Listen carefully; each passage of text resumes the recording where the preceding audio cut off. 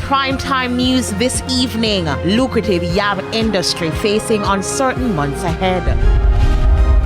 Problems with Troy Bridge worsen after Hurricane Beryl. And we spend a night with residents who've been without electricity for over a week.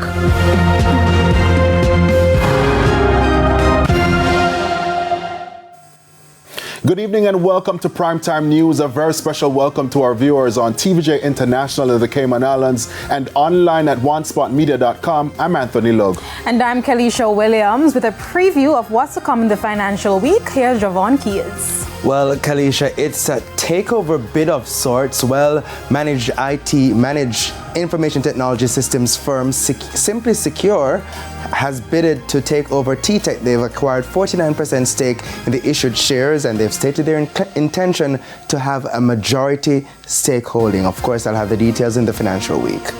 Very interesting there. And Spencer Darlington is also here with a preview of what's to come in sports. Spencer?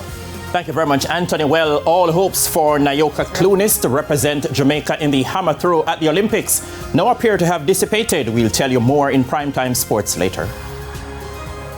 And Ramin Robinson is also here with what's to come in the weather report. Ramin?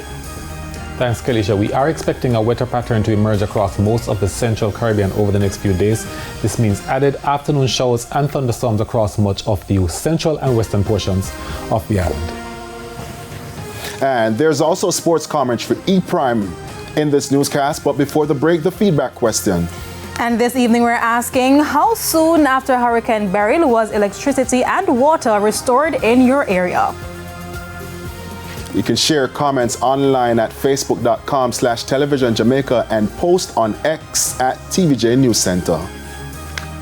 Please stay with us. Primetime News returns right after this break.